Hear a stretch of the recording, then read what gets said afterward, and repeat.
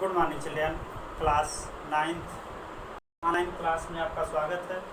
बच्चों, आए आज की इस वीडियो में हम लोग अपनी पाठ्यपुस्तक मानक हिंदी व्यावहारिक व्याकरण तथा रचना अर्थात हिंदी ग्रामर के अंतर्गत हमारा जो दूसरा चैप्टर है वह है समास।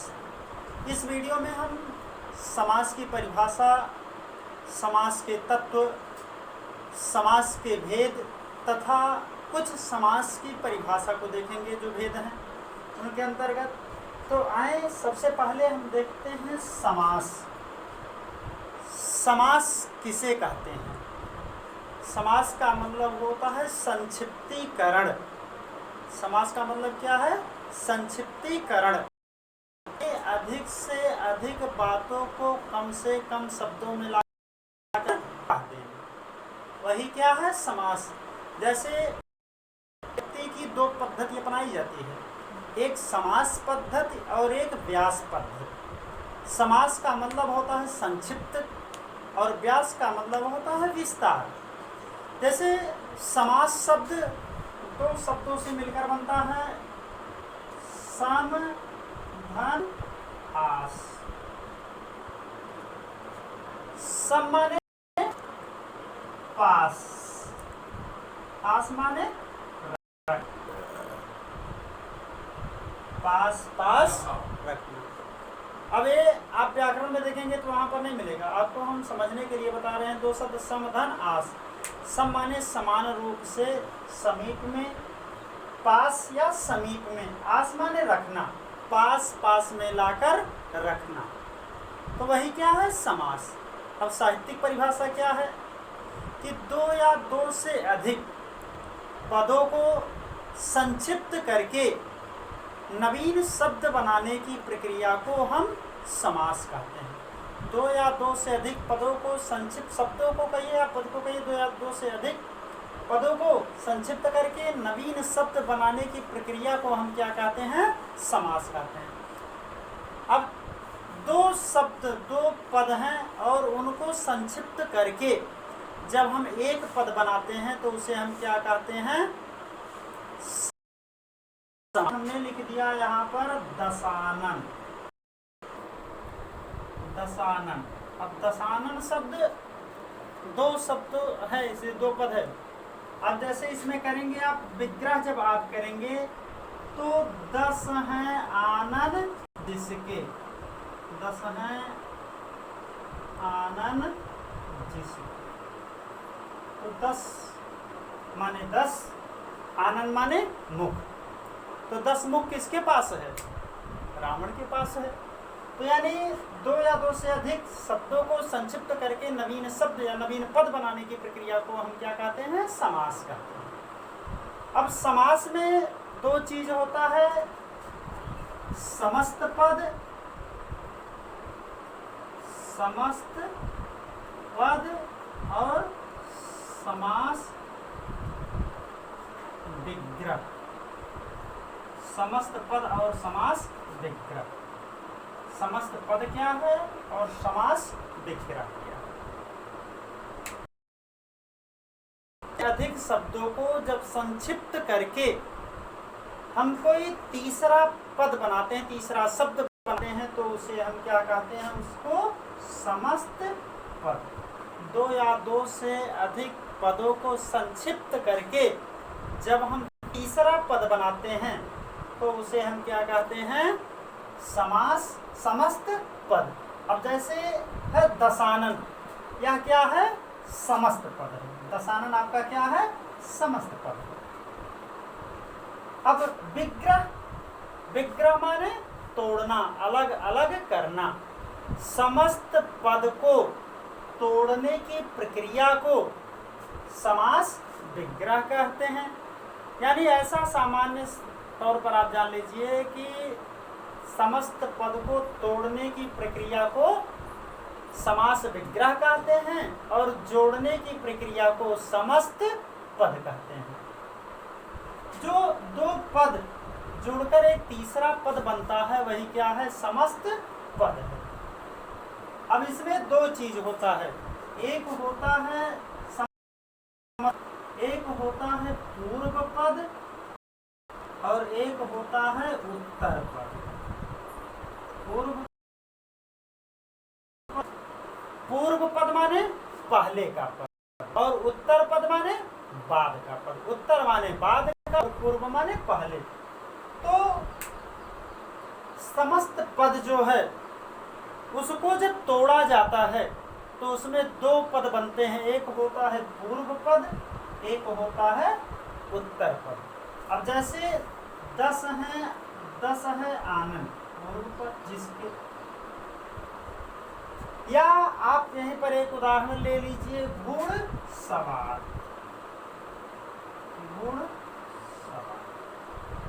अब है क्या विग्रह का ये समस्त पद है, इसी को तोड़िए तो क्या बनेगा, घोड़े पर सवार। अब दो पद है, घोड़े पर और सवार, तो दोनों जब जोड़ देंगे तो क्या बन जाएगा, घुड़सवार। जैसे यथाशक्ति, शक्ति के अनुसार। तो इतना चीज समझ में आया। समास क्या है, दो या दो से अधिक पदों को जोड़कर तीसरा पद बनाने की प्रक्रिया को समास कहते हैं। समास पद में दो पद होते हैं, एक समस्त पद में दो पद होते हैं, एक होता है पूर्व पद और एक होता है उत्तर पद। उसी में एक होता है समस्त पद और एक होता है समास विग्रह। दो या दो से अधिक पदों को जोड़कर जब तीसरा पद बनाया जाता है तो उसे समस्त पद कहते हैं। दो या दो से अधिक पदों को जोड़ने से बने हुए तीसरे पद को हम क्या कहते हैं, समस्त पद। और जोड़ने की प्रक्रिया को क्या कहते हैं, तोड़ने की प्रक्रिया को समास, यानी जोड़ना समास और तोड़ना विग्रह। ठीक बात समझ में आई। अब समास के मुख्य रूप से 4 भेद हैं और एक के 2 उपभेद हैं, लेकिन आपके सिलेबस में दिया गया है 6 समास। तो समास के कितने भेद हैं, 6 समास। पहला नंबर 1 अव्ययी भाव समास। अव्ययी भाव समास। नंबर 2 तत्पुरुष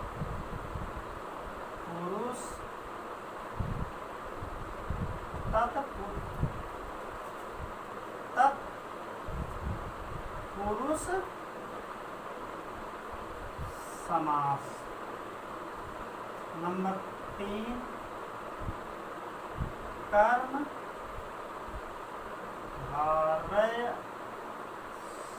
समास। नंबर 4 द्वंद्व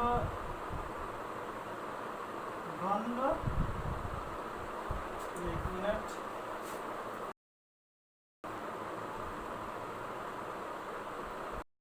द्वंद्व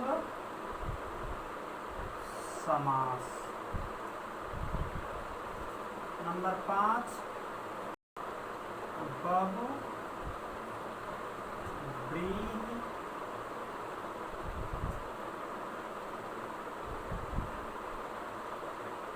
समास। नंबर 6 द्विगु समास। अब समास के कितने भेद, 6 भेद। अव्ययी भाव समास, तत्पुरुष समास, कर्मधारय समास, द्वंद्व समास, बहुव्रीहि समास और द्विगु समास। यहाँ तक आपको समझ में आया। समास किसे कहते हैं, 2 या 2 से अधिक पदों को जोड़कर तीसरा पद बनाने की प्रक्रिया को हम समास कहते हैं। समास का मतलब संक्षिप्तीकरण। समास में 2 पद होते हैं, एक होता है समस्त पद और एक है समास विग्रह। समस्त पद का मतलब 2 पदों को जोड़ने से जो तीसरा पद, 2 पदों को समस्त पद को तोड़ने की प्रक्रिया को समास विग्रह कहते हैं। समास विग्रह में 2 पद होते हैं, एक होता है पूर्व पद और एक होता है उत्तर पद। ठीक। अब समास के 6 भेद हैं। अव्ययी भाव समास, तत्पुरुष समास, कर्मधारय समास, द्वंद्व समास, बहुव्रीहि समास और द्विगु समास। अब अव्ययी भाव समास किसे कहते हैं? पहला यहीं से ले लीजिए, अव्ययी भाव समास, जिस समास में पूर्व पद अव्यय हो और दूसरा पद, पूर्व पद या कहिए या पहला पद कहिए, जिस समस्त पद में पहला पद अव्यय हो और दूसरा पद संज्ञा हो, लेकिन प्रधानता अव्यय की ही हो, पूर्व, उसे हम क्या कहते हैं? अव्ययी भाव समास। जिस समास में पूर्व पद अव्यय हो और दूसरा पद गौण हो, प्रधानता प्रथम पद की ही, पूर्व पद की ही हो, पहले ही पद की हो, उसे हम क्या कहेंगे? अव्ययी भाव समास। अव्ययी भाव समास का एक सूत्र है, पूर्व पद प्रधान हो अव्ययी भाव समास। जिस समास में पहला पद प्रधान हो उसे हम क्या कहते हैं? अव्ययी समास। प्रधानता के साथ साथ इतना ध्यान रखिएगा कि अव्ययी भाव समास में पहला पद अव्यय रहेगा और दूसरा पद गौण होगा, जैसे यथा शक्ति। अब इसमें अव्यय क्या है? इसमें अव्यय यथा, यथा क्या है? अव्यय है। शक्ति क्या है? संज्ञा। अब जब यथा अव्यय शब्द उसके शक्ति साथ में जुड़ गया तो पूरा पद क्या हो गया?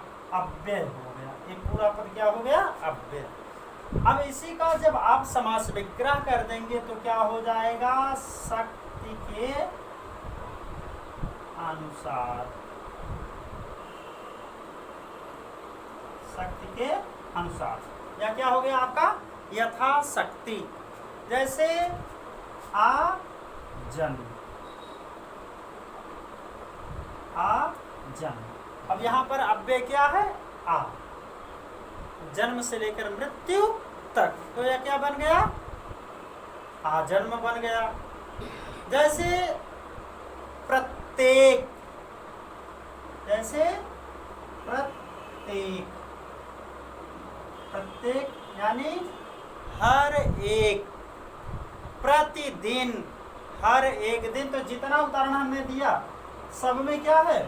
पहला पद अव्यय, लेकिन प्रधानता किसकी है? अव्यय की ही है। तो यह क्या हो गया?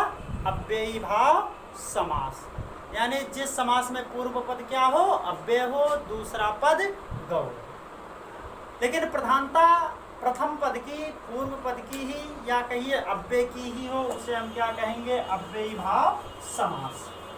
अब उसके बाद में दूसरे नंबर पर क्या है? तत्पुरुष समास।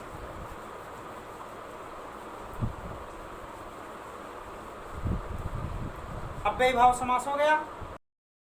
दूसरा क्या है आपका? तत्पुरुष समास, जहां पर पूर्व पद विशेषण हो और दूसरा पद विशेष्य। जहां पर पूर्व पद यानी पहला पद विशेषण और दूसरा पद विशेष्य हो, किंतु प्रधानता पूर्व पद यानी विशेषण की ही हो, उसे हम क्या कहेंगे? तत्पुरुष समास। अब ऐसा भी प्रश्न बन सकता है कि जिस समस्त पद में दूसरे पद की प्रधानता हो उसे क्या कहेंगे? तत्पुरुष समास। जिस समास में पहले पद की प्रधानता हो उसे क्या कहेंगे? अव्ययी भाव समास।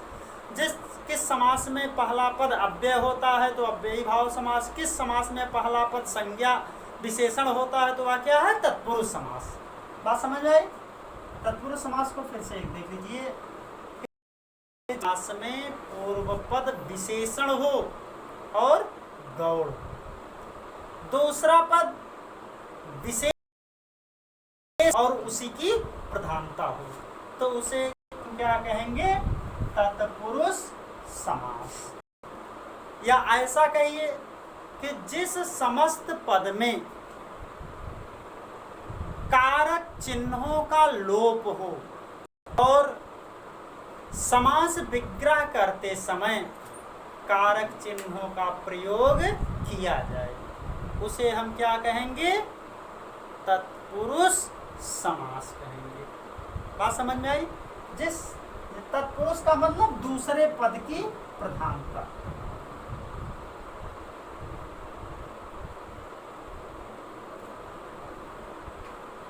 तत्पुरुष समास का मतलब क्या है? दूसरे पद की प्रधानता। अव्ययी क्या क्या क्या विशेषता है? प्रथम पद की विशेषता। प्रथम पद की प्रधान, प्रथम पद की प्रधानता। अव्यय में क्या? प्रथम पद की प्रधानता, लेकिन एक शर्त यहाँ पर और है कि यहाँ पर पहला पद अव्यय, दूसरे पद की प्रधानता किस में होगी? तत्पुरुष समास में होगी। अब समास में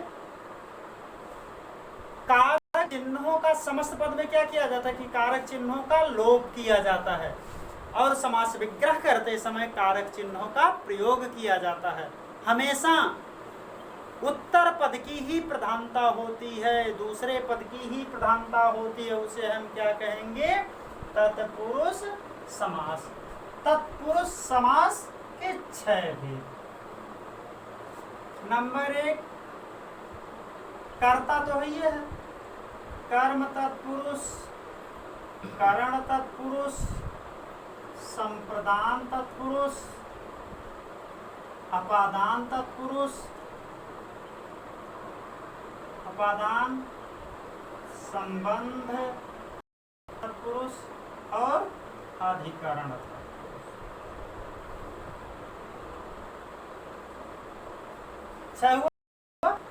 कर्म, करण, संप्रदान, अपादान, संबंध, अधिकरण।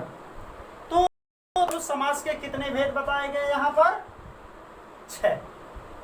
वैसे अब यहाँ पर संक्षिप्ताक्षर में लिख देंगे तत्पुरुष, करण तत्पुरुष, संप्रदान तत्पुरुष, अपादान तत्पुरुष, संबंध तत्पुरुष और अधिकरण तत्पुरुष। बात समझ में आई? अब जैसे हमने लिख दिया माखन चोर, माखन चोर, माखन चोर हमने लिखा। अब माखन चोर का जब आप समास विग्रह करेंगे तो क्या हो जाएगा? माखन। अब यहाँ पर कारक चिन्ह, कर्म कारक के चिन्ह का लोप है। अब जब आप विग्रह करेंगे तो कारक चिन्ह क्या आएगा? माखन को चुराने वाला,